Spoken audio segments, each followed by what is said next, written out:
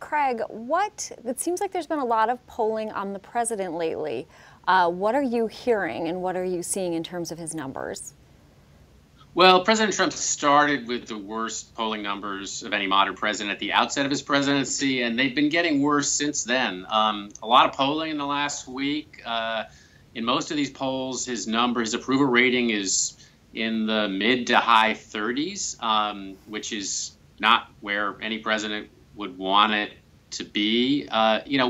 He's at a point now in his polling where if his numbers continue to drop, it's going to reflect as much as anything a loss of support in his Republican base, because he already has virtually no support among Democrats, and his numbers among independents are really bad already. So the key thing to watch going forward, people wonder whether there's a hard floor for his approval rating. In other words, whether it can't get any worse than it is now.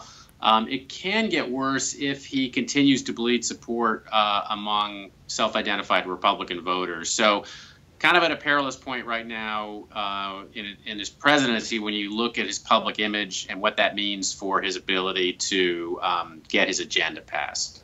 And he's recently made some explosive comments about North Korea. What is the polling showing us about how that kind of rhetoric affects his approval ratings?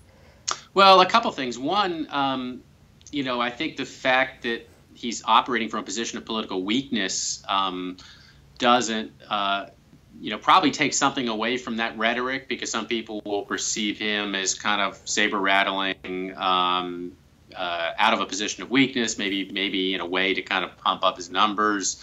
I think it undermines the force behind that rhetoric. But also, we've seen in the polls that his numbers on foreign policy are not very good, and we've also seen a lot of questions among voters about his judgment and temperament. So his remarks were so strong and harsh that it's possible that they could, that he's vulnerable on both fronts, and that those numbers could exacerbate his public image, both in terms of conducting foreign policy and an overall leadership style.